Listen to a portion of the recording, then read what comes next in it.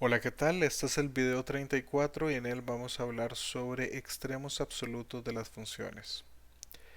Eh, Vamos a empezar recordando algunos de los teoremas que hemos estudiado en el pasado. En este caso estamos hablando, el primero es la existencia de extremos absolutos, en el cual sabemos que si f es continua no necesitamos ningún criterio de derivabilidad. O sea, aquí con solo saber que f es cero, entonces, definida en un intervalo cerrado y acotado. Entonces, necesariamente en ese intervalo se alcanza un máximo y un mínimo de la función. El segundo es la derivada en extremos relativos, lo cual nos dice que si tenemos un extremo relativo en x0, un máximo o un mínimo, entonces f' de x0 es cero. También tenemos la regla de la primera derivada, la primera versión, que nos dice que si una función es diferenciable, es decir, es C1, y f' de a es mayor que cero, entonces f es creciente.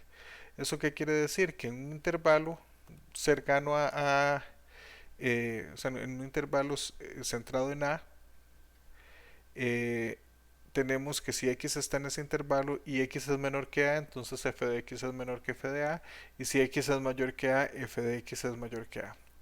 Y lo mismo, si f de a es menor que cero, entonces f es decreciente en a, que es lo opuesto, ¿verdad? Eso quiere decir que si x es mayor que a, entonces f de x es menor que f de a, y si x es mayor que a, f de x es menor que f de a. Muy bien.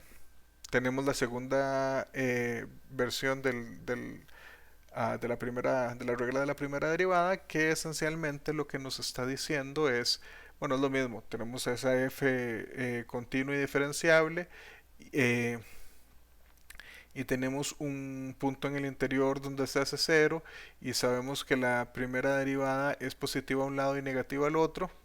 Entonces, si es primero positiva y después negativa, entonces tenemos un máximo relativo.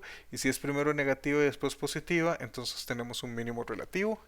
Y tenemos la regla de la segunda derivada, que esencialmente es la regla de la primera derivada, viéndolo como la derivada de la primera derivada. Yo sé que suena un poco repetitivo, pero básicamente vean que la primera nos dice que esencialmente nos diría que f' es decreciente. Si f' es decreciente, entonces f segunda es, eh, es menor que cero, y aquí nos está diciendo que si f segunda es menor que cero, entonces es un máximo relativo, y lo mismo si f segunda es mayor que cero, entonces es un mínimo relativo. Recordemos estos teoremas que tenemos hasta el momento y veamos este. Entonces, lo primero que queremos ver es si f es una función que va de un intervalo abierto a b a r y es de clase C1, entonces si f alcanza un extremo absoluto, entonces lo alcanza en un punto crítico. Veamos que aquí estamos hablando de un intervalo abierto, mientras que el teorema de existencia de máximos y mínimos es sobre un intervalo cerrado, y es importante que sea sobre un intervalo cerrado.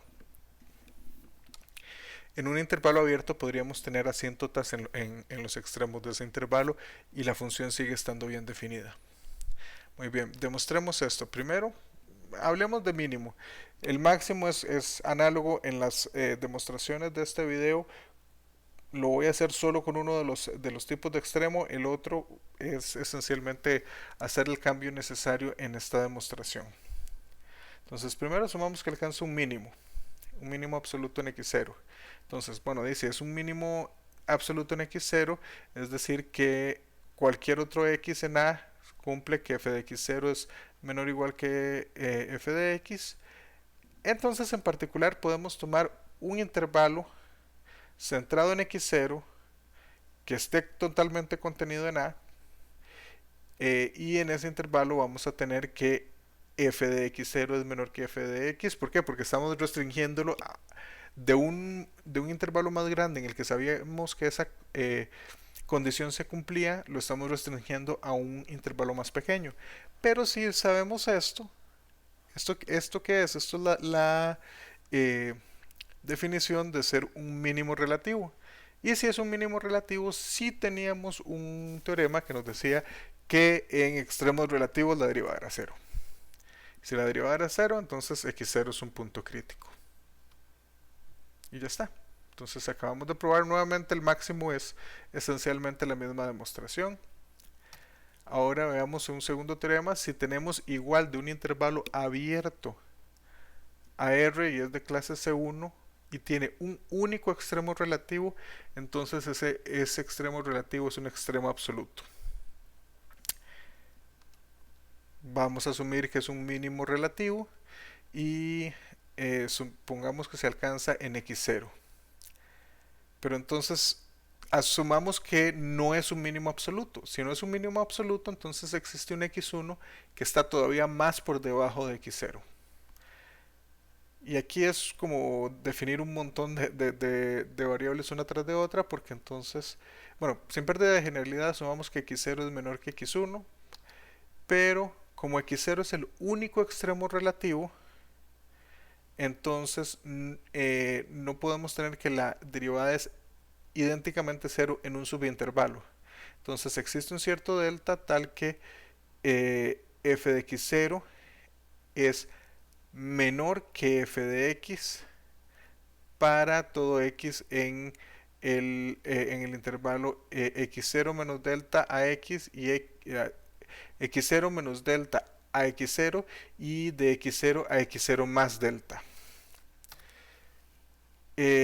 Tomemos x2 en el segundo de esos intervalos, en x0 más delta. ¿Y qué sabemos? Sabemos que, primero sabemos que x0, que x2 está entre x0 y x1. Y también sabemos que f de x1 es menor que f de x0, que es menor que f de x2. Aquí debería ser f de x2.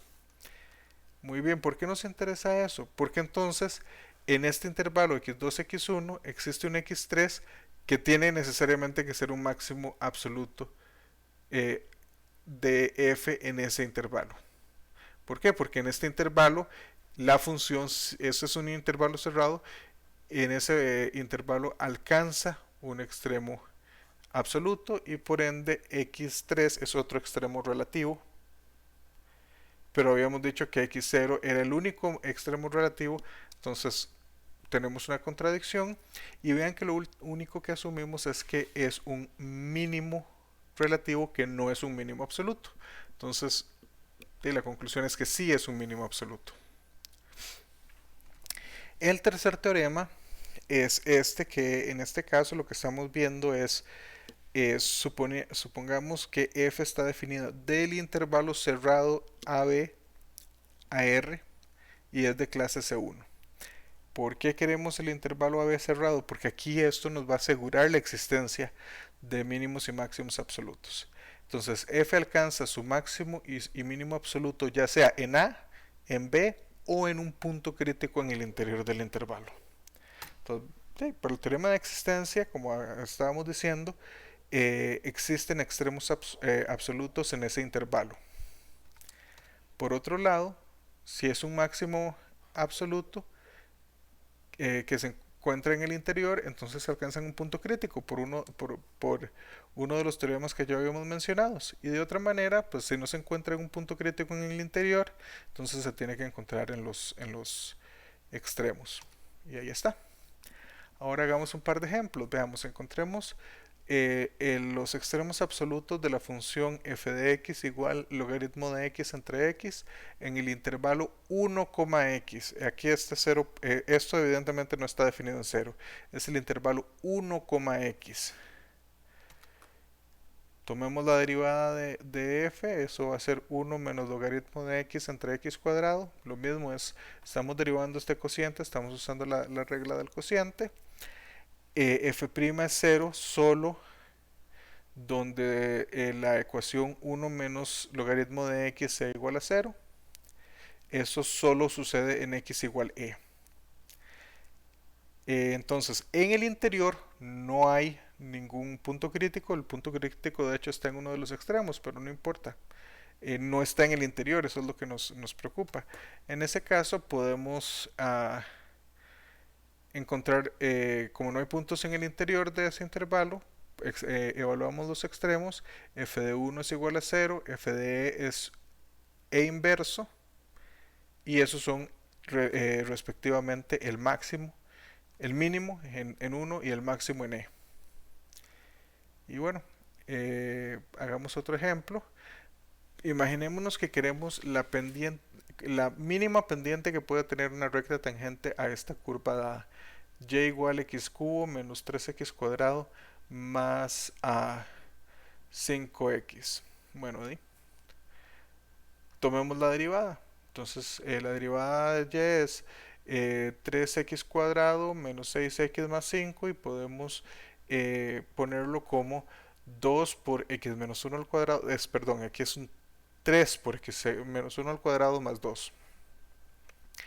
¿Qué sucede? Esto es una cuadrática. La parábola tiene un vértice en 1, ese es el punto más bajo, y en ese vértice el valor va a ser 2. Entonces, el valor mínimo de la pendiente se alcanza en 1 y ese valor es 2. Podríamos perfectamente simplemente habernos quitado acá, que es simplemente que es mucho más fácil, estamos usando cosas mucho más elementales para encontrar el mínimo de la derivada. Pero esencialmente lo que tenemos que encontrar es el mínimo de la derivada. Otra forma en la que pudimos haber procedido es encontrar la segunda derivada, que en este caso sería 6x menos 6. Eso se alcanza en x igual 1, o sea, la segunda derivada es 0 en x igual 1. Entonces el mínimo de la primera derivada se alcanza en 1 y lo evaluamos y sería, como ya dijimos, 2. Y bueno, aquí quedamos. La próxima vez vamos a empezar a hablar de optimización. Hasta entonces, que estén bien.